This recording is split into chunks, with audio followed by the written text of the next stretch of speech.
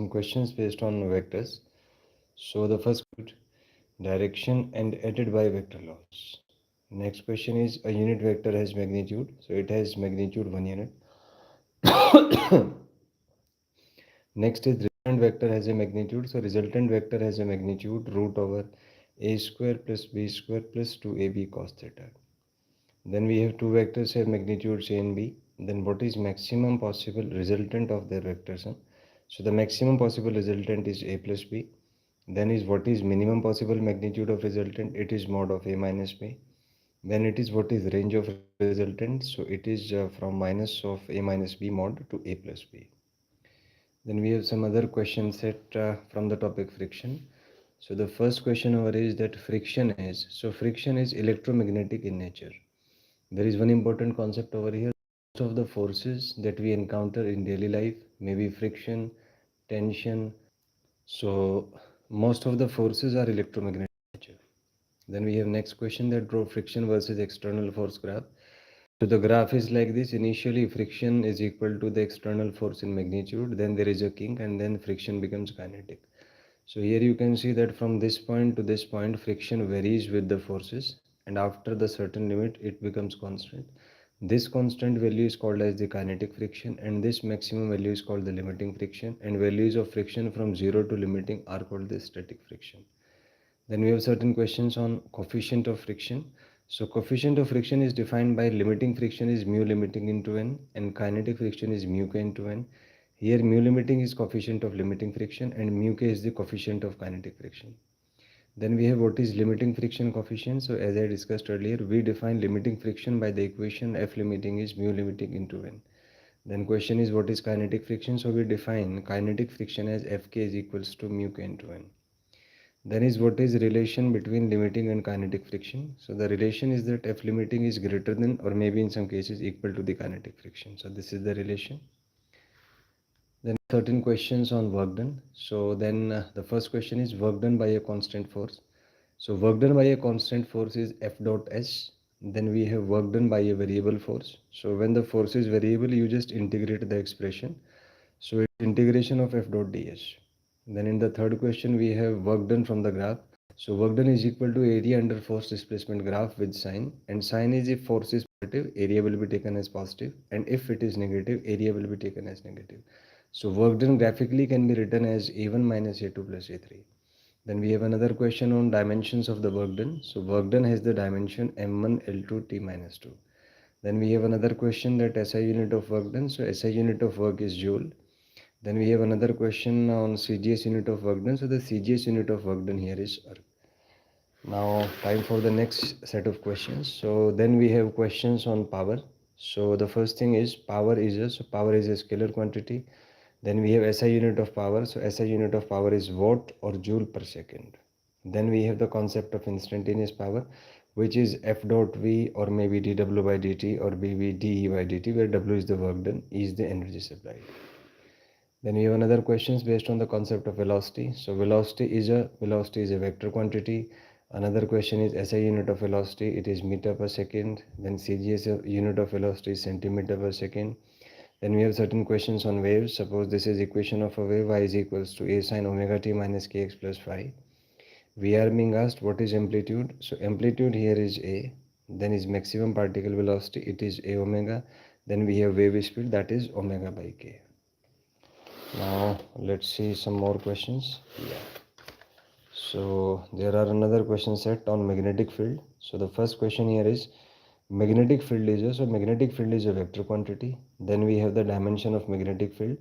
So for this we need to know the relation that force on a wire is F is equals to IL into B. From here magnetic field B will be F upon IL. So the dimension of B will be dimension of force divided by dimension of current into dimension of length. Force has the dimension m1 l1 t minus 2. Current has the dimension I. Length has the dimension L. So solving it, we have m1 l0 because these two will get cancelled out, t minus 2 and I minus 1. So that will be the dimensional formula for magnetic field. Then we have SI unit of magnetic field. So it is Tesla or Weber per meter square. Then we have certain questions on semiconductors. So first is with increase in temperature, conductivity of semiconductors. So it increases. Then intrinsic semiconductors they are elemental semiconductors of group 14 elements like silicon and germanium as the most popular example. Then we have extrinsic semiconductors. So conductivity of intrinsic semiconductors is low. So to increase the conductivity, we do certain thing which is called as the doping, which is mixing them either with the group 15th element or either with the group 13th element. So it's called the doping, and we have two types of semiconductor, either p type or either n type. Then we have another question on atoms. So the first is angular momentum of an electron in Bohr's atom is, so it is nh by 2 pi. Then we have total energy of electron in nth energy state according to Bohr atom. So it is minus 13.6 z square by n square electron volt. Then we have a speed in nth state, so that is v naught into z by n, where v naught is 2.01 into 10 to the power 6 meter per second, which is roughly equal to c by 137. C is the speed of light in vacuum. So these are certain questions. Let's have another set of questions over here. So here we have questions on lens. So the first question is lens is basically a light deviating system, either converges or diverges light rays. Then we have converging lenses are called. So converging lenses are called convex lenses. Then we have diverging lenses are also called. So these are also called concave lenses. Then we have focal length of convex lenses. So it is positive. Then focal length of concave lens, it is negative. Then we have power of a lens. So power is given by 1 by f.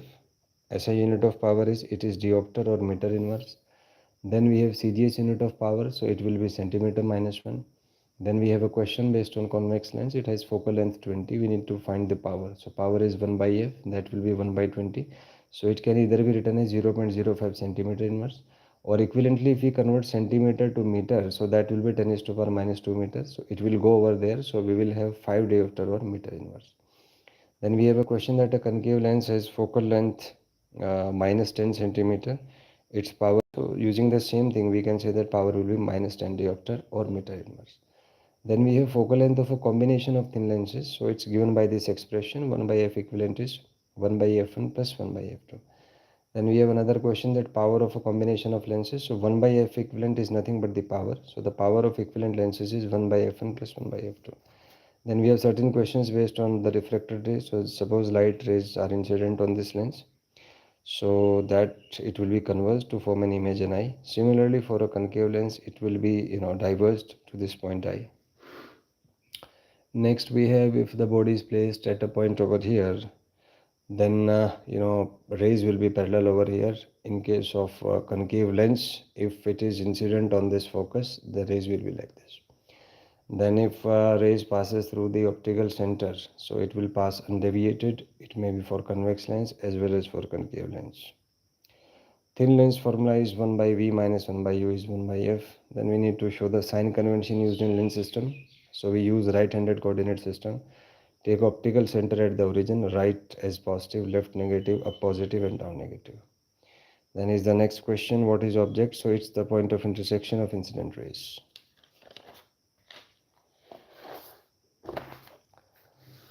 Then we have next question, what is image? So image is the point of intersection of refracted rays. Then is what is ray of light? So path of light ray shown by a straight line with the help of an arrow is called the ray of light. Then we have how many types of rays we have? So basically we have three types of rays. Then is what are converging rays? So the ray which converges are called converging rays, and they corresponds to virtual object and real image. Then is what are diverging rays? So the rays which diverges, that is distance between them increases, are called diverging rays. They corresponds to real object and virtual image. Then is what are parallel rays? So if the distance between rays is constant, that is called a parallel ray. Then we have a real object has obviously diverging rays, virtual object has converging rays.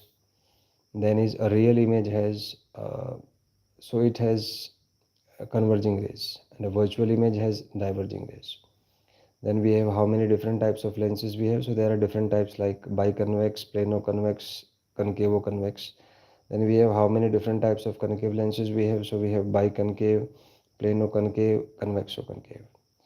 Then is can a concave lens form real image for real object? Yes. Then is can a convex lens form virtual image for real object? It is also yes. Then is can a concave lens form a real image of real object? No. Then we have can a concave lens form a virtual image of real object? Yes. Then is virtual image formed by convex lenses, so that is magnified.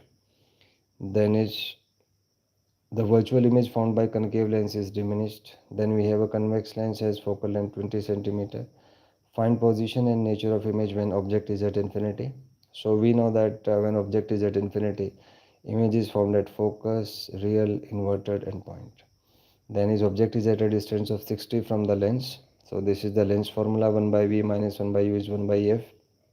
So here using with sign, u will be minus of 60, f will be 20. So after substitution we have v as 30 centimeter as over here.